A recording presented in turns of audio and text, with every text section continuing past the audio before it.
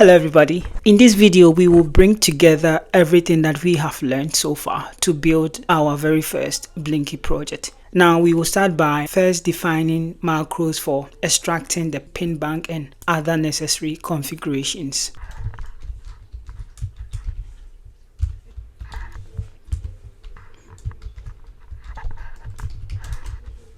Okay, the first macro bit allows us to write to any bit that we want. The second macro is allowing us to combine a bank and the number to form one variable.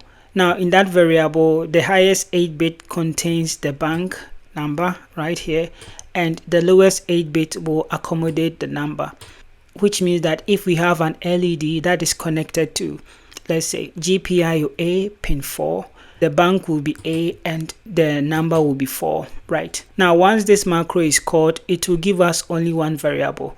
When we have that variable and we want to extract the pin number, because the pin number is occupying the lowest 8-bit, we can end it with 255 to get the pin number. And when we want the pin bank, we can shift it right 8 bits to get the pin bank. Once we are done with defining the macros, we will define a structure to represent our GPIO peripheral. Now this will interact with the microcontroller's GPIO registers more effectively. As we have done throughout this series, look at your reference manual, the structure of your GPIO peripherals and your RCC peripherals, and define accordingly.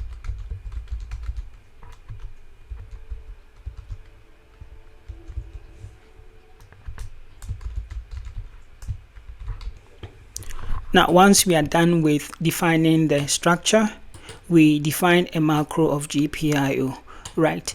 So if you want to work with GPIO A, here is going to be 0, GPIO B here is going to be 1, right? And since the GPIO registers, they are at offset from each other, as we have already talked about in this series, we just multiply the offset by the bank and it will increase accordingly. So depending on what you want the GPIO to be, we need to define the mode.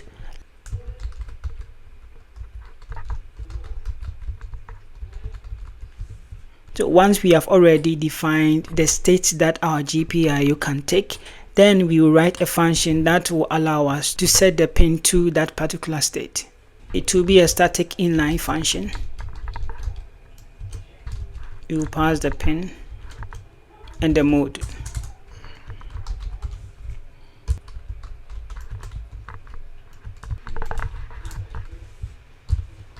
The GPIO set mode function will take as inputs the pin and the mode. The pin, as we defined in this particular macro, contains the bank and the num. We can use the GPIO macro and the GPIO bank to extract the particular GPIO peripheral that we are dealing with, right? So the first one will return the bank, and when we pass the bank to the GPIO macro, it will return the peripheral.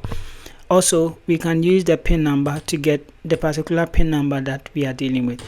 Now once we are done, we can go ahead and first clear the area that we want to set, then we will set with this line. One thing that we have to note is that some microcontrollers automatically power and enable all the peripherals, that is from startup, but the STM32 is different. In order to preserve or save power, it doesn't power all the peripherals automatically, which means that to enable a peripheral, you need to allow clock to it. We have to create the clock peripheral, and according to my microcontroller, the clock, as we discussed earlier on, is the RCC peripheral. So let's define that. Now to define the clock peripheral, let us take a look at the reference manual. I will search for RCC. Now these are all the registers for the RCC, starting from the control register to configuration register up to this part, clock configuration register, right? So we are going to define all these registers and look at your particular MCU and define the same. I'll close this and we'll write strat RCC. Don't forget to always use the volatile because you're accessing memory. The first one is the CR.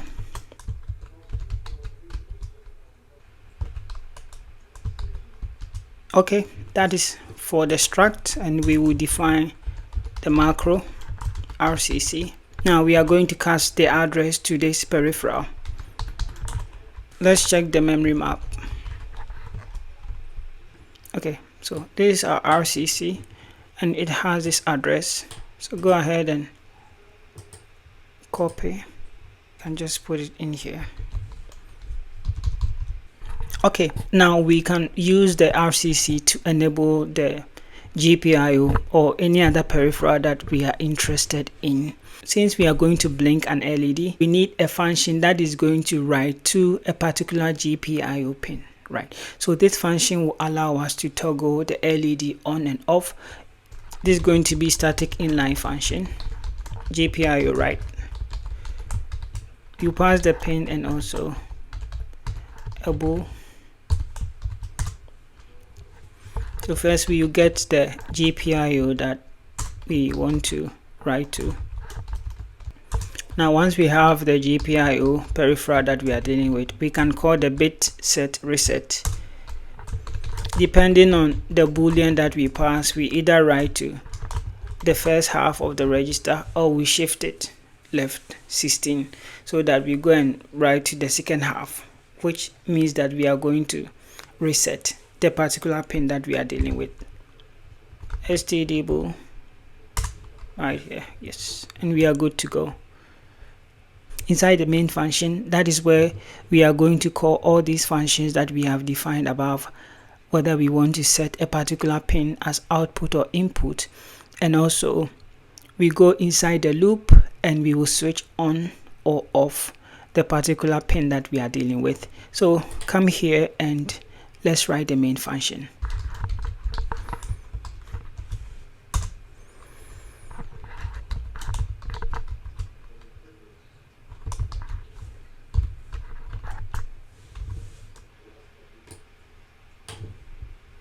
Now we come here and we define our main loop. This is where we will write to the GPIO that we want. So we write LED true. In this code, we are putting the LED on and we are putting it off, but we can see there is no delay in between here, so the switch will be too fast that we will not be able to see. Let us define our own delay up here. So come here and write static inline delay. We just pass a counter to it.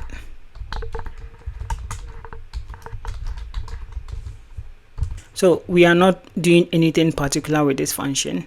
Whatever value we put up here, it will loop until the value gets to 0, okay, providing us a delay. So in between this, we can call delay and we can put in, let's say, 100,000.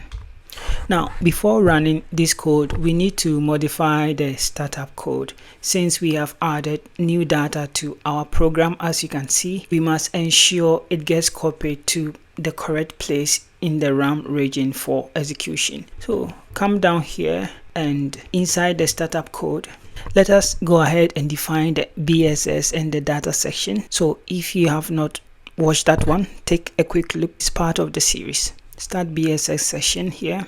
Okay, so with this code we can see we are defining the start BSS session and BSS session, the start and the ending sections of the data, and we are making sure that we are moving the BSS to the RAM. Once you have this, that will be all for our Blinky project. You can go ahead and run Makefile in your terminal. Thank you so much for watching this long series with me, and I really hope that you guys learned a lot.